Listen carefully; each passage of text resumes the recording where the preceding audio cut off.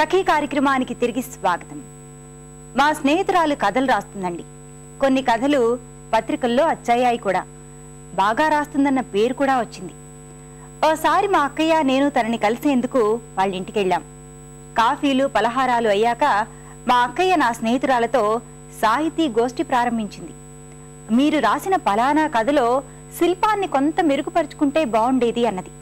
ఆ తర్వాత శైలి గురించి, వస్తువు గురించి, భాష, మాండలికాలంటూ ఏమిటేమిటో చెబుతూ ఉంటే మా స్నేహితురాలు బలవంతంగా నవ్వు ముఖంతో వింటూ ఉంది. మా అక్కయ్య పెద్ద సాహితీ విమర్శకురాల్లా మాట్లాడుతూ ఉంటే నాకు చాలా నవ్వొచ్చేసిందండి. ముందు ఈ కార్యక్రమం చూడండి, ఆ తర్వాత ఏం జరిగిందో చెప్తాను.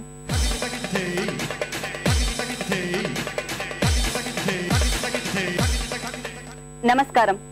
వంటల సందడి కార్యక్రమానికి స్వాగతం. ప్రతిరోజు ఒక ప్రత్యేక వంటను పరిచయం చేసే మీ వంటల సందడి ఈ రోజు కూడా ఒక డిఫరెంట్ రెసిపీతో రెడీగా ఉందండి.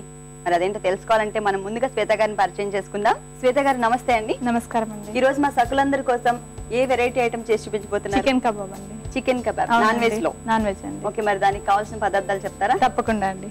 చికెన్, కొత్తిమీర, గరం మసాలా, నిమ్మకాయ, మిరియాల పొడి, పసుపు, కారం, అల్లం వెల్లుల్లి పేస్ట్, ఉప్పు, నూనె అండి. ఓకే శ్వేత గారు, కావాల్సిన పదార్థాలని తెలుసుకున్నాం కదా, మరి స్టార్ట్ చేసేద్దామా? తప్పకుండా అండి. ముందుగా ప్రాసెస్ ఏంటండి? మనం స్టవ్ వెలిగించి ప్యాన్ పెట్టేసి ఆయిల్ హీట్ చేసుకుందామండి.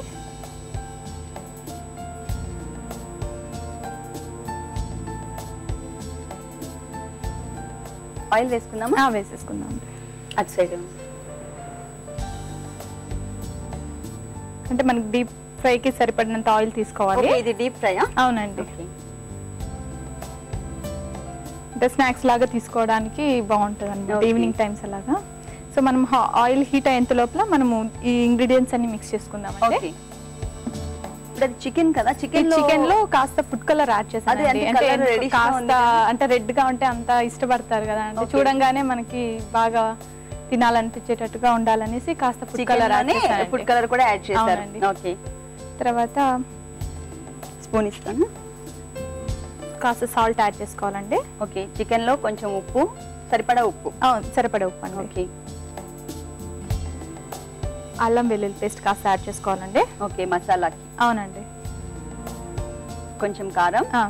మళ్ళా మనం ఏమి ఉప్పు, కారం, అల్లం వెల్లుల్లి పేస్ట్ యాడ్ చేసుకున్నాం. అవునండి. ఓకే, మిరియాల పొడి. మిరియాల పొడిలో కూడా కారం ఉంటుంది కాబట్టి. గరం మసాలా అండి. గరం మసాలా.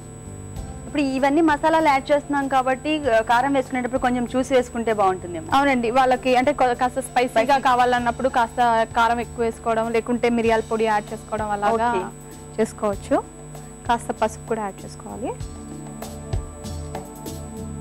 ఓకే, కొత్తిమీర తప్పించి మిగిలినవన్నీ కూడా చికెన్ లో యాడ్ చేసుకోవాలి.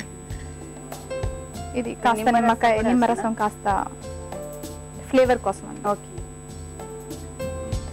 నాన్ వెజ్ లో ఐటమ్స్ ఇంకేమేమి చేస్తూ ఉంటారు మీరు? అంటే అన్ని వెరైటీస్ డీప్ ఫ్రైస్ ఎక్కువ చేస్తుంటానండి. ఓకే, మరి వెజిటేరియన్ చాలా తక్కువ అండి. ఇంట్లో కూడా తినడం చాలా తక్కువగా తింటుంటాం వెజిటేరియన్ ఎక్కువగా. అయితే మీరు నాన్ వెజ్ ఆల్రెడీ బాగా చేస్తారని చెప్పేస్తున్నారు కాబట్టి నేను వెజిటేరియన్ కి సంబంధించి అడుగుతాను. వెజిటేరియన్ లో మీ హస్బెండ్ కి ఇష్టమైన ఫుడ్? స్వీట్ పొంగల్ అండి. స్వీట్ పొంగల్. అవునండి. ఓకే, మరి ఇప్పటి వరకు మీ హస్బెండ్ ఏదైనా ఇది బాగాలేదు వంట అని చెప్పడం ఏమైనా జరిగిందా?